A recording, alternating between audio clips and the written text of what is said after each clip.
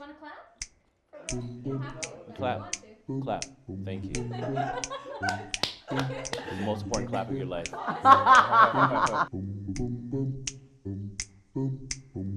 Two black guys with good credit.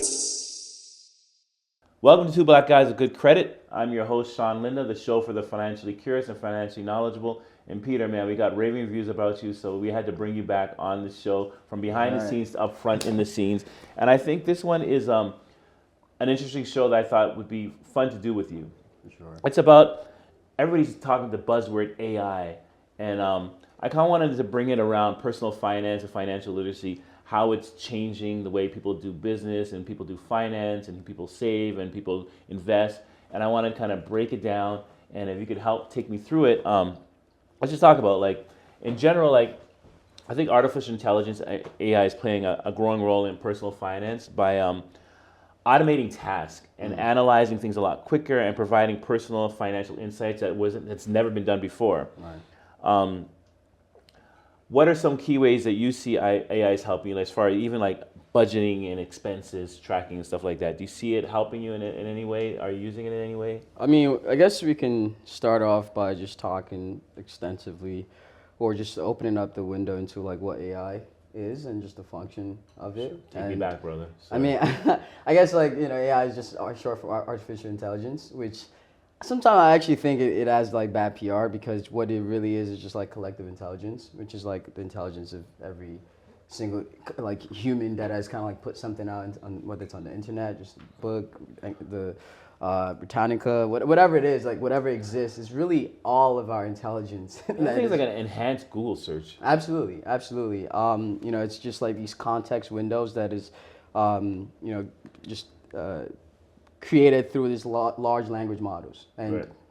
just like the conversation we're having is like it's a language, or it's an English language. So like the context windows through these LLMs are just, it's the same thing. Like the computers are essentially processing just the English words that you're inputting. For example, like a chat GPT, what's happening is that you're asking a question, or using English language to ask a question, and natural language, what really they call it, to and then the LLM, which in this case, whether it's 4.5, ChatGPT 4 or 3, whatever it is taking that, and then on the back end, it's pretty fast. But on the back end, what it is, and I mean, you can dig in some more, but what it's doing is then taking the natural language, pulling in the context from the all of the data that it's been trained on, and then presenting your information. So for example, if you want to create so that's why it's so like powerful. You bring me around to finance, right? Yeah, no, I'm gonna. Yeah, you've been there. Okay. That's why it's so powerful, because if there are a lot of people who have used it for or shared their personal finance journeys, they've shared tips, they've shared insights, they've created different breakdowns of how finance works, and now you can pull that information, because the training of the model is based off of all of these knowledge and intelligence Right. of all of us. Right. So then you can use it to okay, hey, can you here's who I am. I'm a 28-year-old male who's trying to do this, and it could create a budget breakdown. It could create really anything that I'm trying to find. So I think it has utility. Yeah, and like companies like Mint are using it to help Right. people with their budgeting needs. They can track I think what you're saying, can track your everyday expenses, what Right. you're doing, and then give you an analytical response of Right. how you should be allocating your money, what's Yeah. better way to allocate it,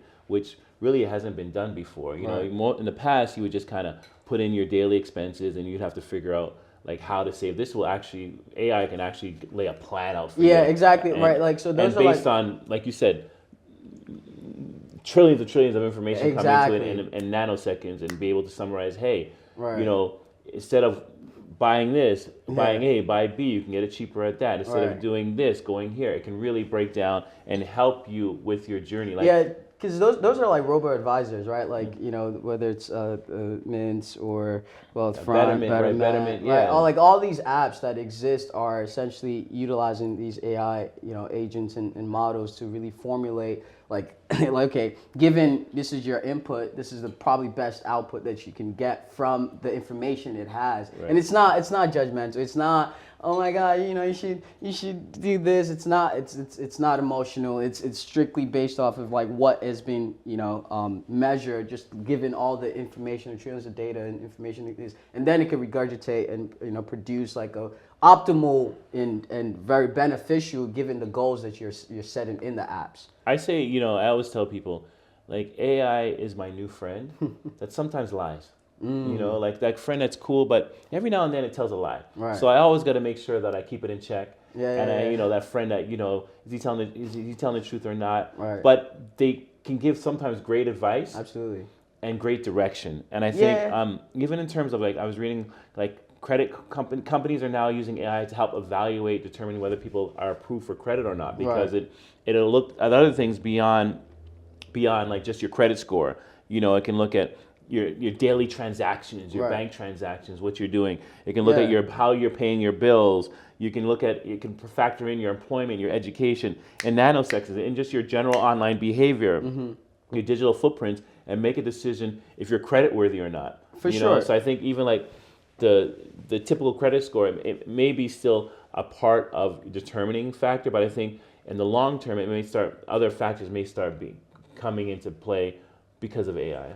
No, there's certainly. I mean, AI can certainly hallucinate, and really, just like you said, it could tell a lie. I mean, it's really more so hallucination.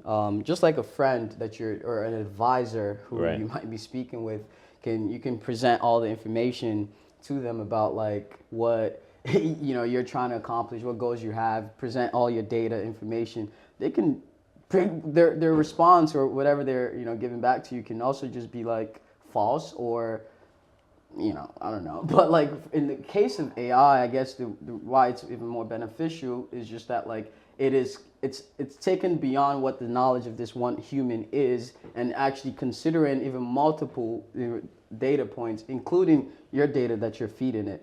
Right. I think also too, like even if you have a traditional financial advisor or if you have an additional, or is an investment you're thinking about going into, asking AI the question, putting in ChatGPT, doing the research like that, it informs you more. Absolutely. It gives you a better understanding of what you're doing. It gives you a better understanding of the variables. And I like the way it'll give you like a laundry list, of different points to consider, or to think about. And then if you've gone through those points, you need more. You can even dig a little deeper, a little deeper with it. So I think once again, just the friend analogy in terms of finance. AI is a great new friend to bring into your life, but you don't ditch your old friends. No. You don't ditch your financial advisor. You don't ditch your, like I still look through my spreadsheets, old school Excel spreadsheets in the same manner, but I have used AI a lot to even like scope out in real estate deals and just give me an idea, like tell me what you think about the neighborhood, tell me what's recently sold, and it'll really like enhance that search, and it's still, I believe, the ultimate decision maker comes down to me. Even though I can't regurgitate as fast as AI can, I still trust my gut more than I trust AI's guts. Absolutely. Yeah, I mean, again, you have the ultimate say at the end. The final say is you yours. have the ultimate say. And whether you're getting the information from, Joe from up the block to your best friend from for many years or AI, you still have the ultimate final say, and you have to take that information and then analyze and process and make the decision. Yeah, and I think computers in general, and now even with AI, it levels the playing field. Even when I speak to my accountant now, I can ask more specific questions. Even financial advisors, you can ask more specific questions. And I think in that sense, I think it's become a great tool. I think it's only going to get better because 5 years ago, nobody was saying the word AI. I can't even imagine what's going to trump AI 10 years from now. But I think it's something that you should bring into your financial practice. Absolutely. I mean, in this present day, I mean, we think about just the evolution of, I guess, the world that we live in, right? Before we had the Industrial Revolution, and then we move on to just these different revolutions that does exist, and now the internet age, and then now it's like it's the new age, which is more of just the artificial intelligence AI age, and you cannot be fearful of it or just like, yeah, I'm not gonna use that. Right. No, You have to you welcome actually have to adopt it, and also adapt to this trend or this direction that we're heading in, because it's not slowing down.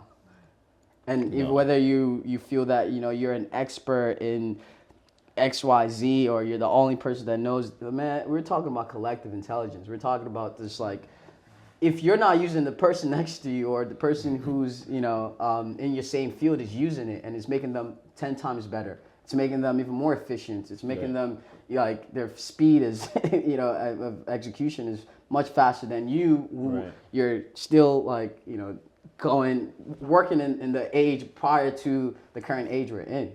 No, I think you're absolutely right. I think AI is here to stay, and I think it's something that you should welcome into your world, not just in finance, but in everything that you do. Right. And it's definitely, for an old school guy like me, it's definitely helped me, even with like learning quicker, and I think it helps accelerate this. From the old age, by the way. I get it. Yeah, I was around pre-computers.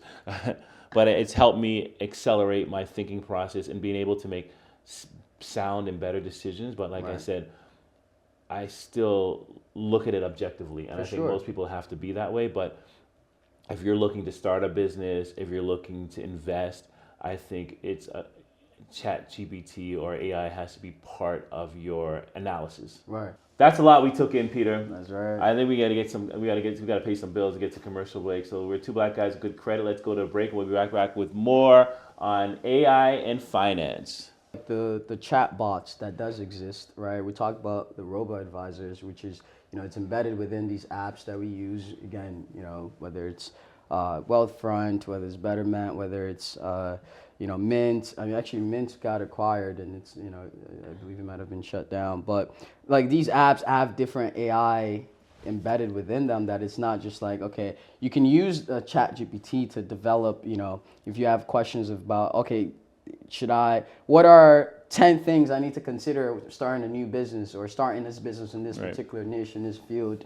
The questions that you might not even think about, there are people who have thought about these questions. There are things that exist already in the world that, this chat bot can present that to you. So now, to your point, with having even more constructive analysis and even just a bigger context to deciding whether this is actually worth pursuing is a benefit, and that positive. Yeah, even a little deeper now. I hear that even with AI, you can mimic what savvy daily investors are doing. Like, you can see what Warren Buffett is trading today, and you can just do the same trades as him in real time. It's crazy. There's a website and an app, I believe, that tracks all of the whoever, like, folks in the government, will sit, whether on the in the house, what, like, for example, like, I believe it's called a Nancy Pelosi tracker, and there's like a number of those different, like, trackers that you, to your point, like, you can actually just, like, where have they invested in, and it's real AI time. that like pulls that information and actually presents it to you, and then now you can decide, okay, if these people are investing in this, I could probably, so simple investment 101. I don't even need a financial advisor. Okay, I'm going to just follow Warren Buffett. I'm just going to mimic him. His daily trades is what are going to be my daily trades. Yeah. So I think, and historically, people have accelerated by withholding information. I know something that you don't know, and I'm going to monetize it. Right. I think AI is once again leveling that playing field, stepping up. We're now, like, the information is available to all of us in real time, and we have a new friend that can interpret it for us, that can simplify it for us in real time. Yeah. So how do we leverage that? How do we monetize that? How do we invest using those tools? Are the things you have to welcome with AI, because it'll keep you not just, I don't even know if ahead, because technology is moving so fast, but it'll keep you in line with where things are going today. Yeah, no, it is moving so fast, because it's like information that might exist today might become obsolete by tomorrow, just because of the speed in which these companies are moving. Yes, and even in times, what I like about AI too, like, what's happening faster, you can see now, even with banking, it's like just fraud, like, when somebody's misusing it. So there's more AI is allowing it to detect inconsistence and fraudulent applications, inconsistent banking. Like there's all kinds of things now that AI is allowing, safeguarding us. Right. And to me, it's not so scary now if if something happens, because there's ways in which AI now is detecting, like if you're signing in at a different IP address, Right. if your patterns are off and different, if you like I was even at the ATM, I gave him my PIN and everything like that, and it just knew that this is not an ATM that I'm used to going to, and it asked for further information. Right. So I think the world that we're living in, with AI, is a world that where like there is ways in which you can be less hurt or exposed. For And sure. I may be bold for saying that, but I'm just getting a little bit more comfortable than I was, like, say, 5 years ago. Yeah, no, it's good, like getting comfortable with the new technology, because technology will always be improving upon itself. And ultimately, what people say, it's like we're nearing a time where we're getting closer to AGI, which is just like the robots and the technology and the AI that exists now will eventually be building upon itself, right? So Wow, yeah, that's humans are not going to be like essentially be the ones now building it. Like it would eventually get to a point where it'll just kind of like be improving its own self. That's when it's just like it really just all of us here. Yeah, not to scare I heard, everyone, I was reading too, like a girl was dating an AI, dating her chat GPT. Wow. And the only thing, the sad thing about it is that because it only remembers so much information of conversation. Right. So she would be depressed, like, because every week or 2 weeks, it would reset and you wouldn't remember any of the prior conversations. So Wow. it was like, all that she's built up to in that week would be gone, and she has to start like in a brand new relationship again. So yeah. like, No, yeah, I think for people who are in business or in seeking life partners or emotional connections, I think it's still very important to remain, like, while you're still here, be human, and use it to the extent in which you can still, as it exists right now, control it and just allow it to just be a friend, as opposed to just like a full-on friend that lies. like pulling your whole trust into this application or into this program that when it's just to add on, it should be an addition to what you already know, or to what you're it's a positive addition to what you're doing, and not just like, oh, okay, I'm gonna entrust all of who I am, what I do into this tool. Yeah. Okay. Yeah. Well, I think we summed it up as best as we can. Yeah. And I think it's about, I think in summary, what we're trying to tell people is that, like, make it a tool that you use. Right. Make it something that's part of your financial journey, part of your growth, part of your entrepreneurial journey as well. And I think you'll reap real benefits of it, as long as sometimes your friend can be a liar. All right? So thank you all for listening. There's two black guys with good credit, and my man Peter J. That's right. We knocked it out the box as usual. Peace. Peace. Two black guys with good